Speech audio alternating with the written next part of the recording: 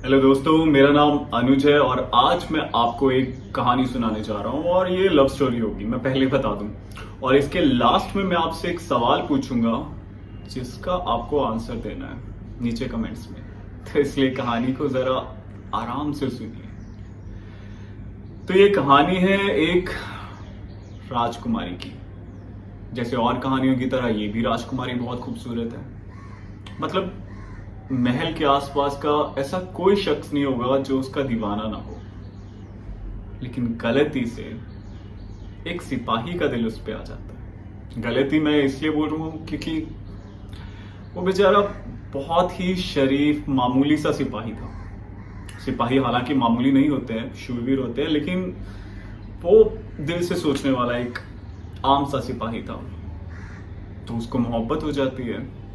अब वो राजकुमारी और ये सिपाही, अब सिपाही बयां करे भी तो कैसे करे।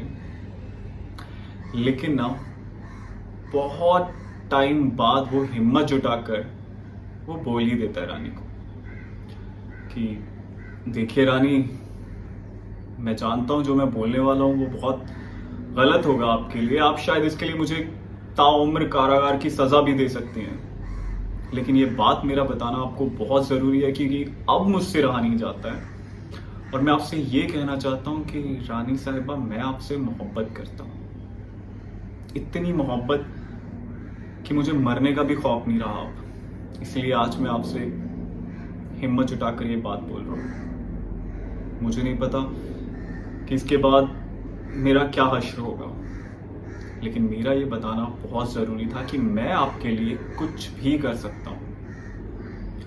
अब बाकी कहानियों की तरह हमारी कहानी में भी रानी में थोड़ा एटीट्यूड तो बनता है। खूबसूरत लोगों में थोड़ा बहुत एटीट्यूड होता भी है।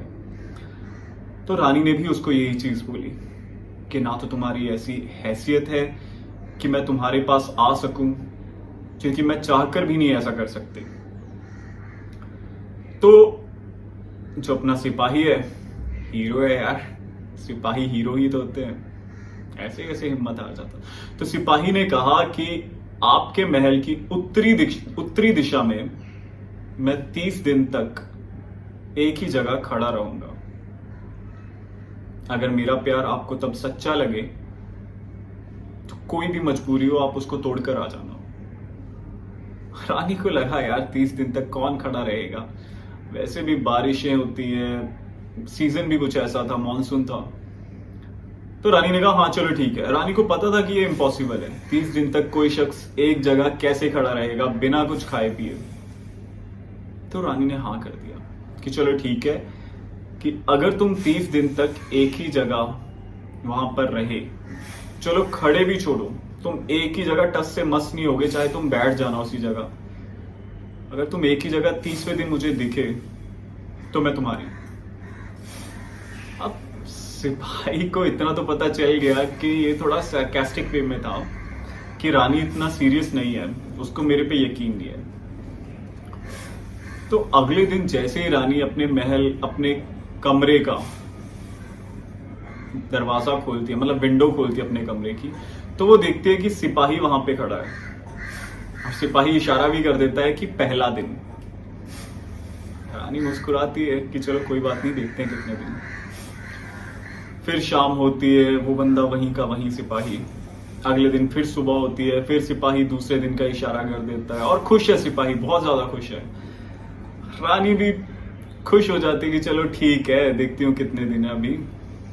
तो ऐसा चलता रहता है, बारिशें आती हैं, वो बंदा वहां पे खुशी खुशी खड़ा रहता है, बैठ भी जाता है। रानी भी खुशी होती है कि चलो ठीक है।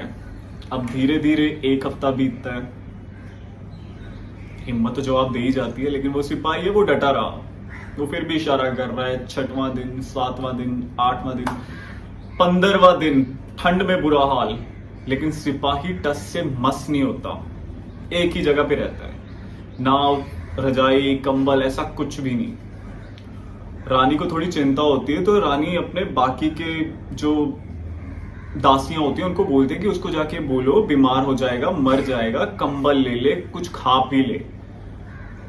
सिपाही हीरो, सच्चा प्यार, मरने मारने वाला, बेवकूफ जिसको बोलते हैं, वो वाला प्यार। राजा वो सिपाही मना कर देता है कि नहीं मुझे कुछ नहीं चाहिए। 2 हफ्ते बीत जाते हैं, 2.5 हफ्ते, 3 हफ्ते बीत जाते हैं। अब सिपाही की तबीयत दे देती है जवाब। यार कोई भी हो जाता है, ठंड में बुरा हाल, बीमार, दासियां आती हैं, वैद्य तक आ जाते हैं उसको कि भाई तू चल यहाँ से, तू ठीक नहीं है, नहीं है, नहीं है। सिपाही कहता नहीं, मैं नहीं हिलूंगा, चाहे मुझे मरना ही क्यों ना पड़े, मैं यहीं पे ही मर जाऊंगा, लेकिन मैं हिलूंगा नहीं। ऐसे करते करते 29वां दिन आ जाता है। 30 का महीना होता है, मतलब 31 का होता है, लेकिन वो महीना 30 का था। मानसून में 30 के महीने होते हैं। अब इतनी चोरी भी मत पकड़ना यार। 29वां दिन की रात होती है। सिपाही बहुत ज्यादा बीमार होता है, कुछ खाया नहीं, कमजोर। रानी को भी उसकी चिंता होती है, रानी को भी उसकी चिंता होती है। रानी ही सब दासी वैद्य रानी ही भेजती है खाना पीना, लेकिन वो सब मना कर देता है। रात को रानी भी मुस्कुराती है कि चलो आखिरी रात है, कल सुबह देखते हैं। जैसे ही रानी सुबह उठती है, विंडो खोलती है, तो वहां पे अपना हीरो नहीं होता है। वो वहां से जा चुका होता है। ऐसा नहीं है कि मर चुका है, वो बस पता नहीं क्या सोच रहा था कि 29वें दिन की रात को वो वहां से चला जाता है, जबकि उसके लिए मुश्किल नहीं था एक रात और निकालना, कि वो चला जाता है रानी को बिना बताए, किसी को बिना बताए।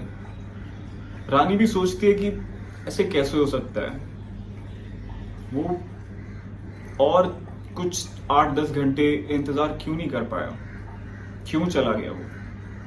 और रानी ये बात आज तक सोचती है, मतलब अभी तो खैर जिंदा नहीं, जब तक वो थी उसने तब तक ये बात सोची। अब आप मुझे कमेंट्स में ये बताओ कि ऐसा क्या हुआ होगा कि वो सिपाही 29वें दिन की रात को वहां से चला जाता है। अगर सही आंसर दिया तो मैं क्या गिव अवे दूंगा, लेकिन हाँ मैं जरूर नेक्स्ट स्टोरी में आपका नाम जरूर मेंशन करूंगा, और अगर आपकी कोई इंस्टाग्राम आईडी में वो भी जरूर मेंशन करूंगा। तो आप इसका मुझे आंसर बताओ कि 29वें दिन की रात को सिपाही वहां से चुपचाप चला क्यों गया। तब तक के लिए बाय बाय। मैं भी चाहता हूँ आऊंगा नेक्स्ट स्टोरी लेके, उसमें भी कुछ ना कुछ ऐसा जरूर छोड़ूंगा जो आपको बताना पड़ेगा। चलिए, थैंक यू।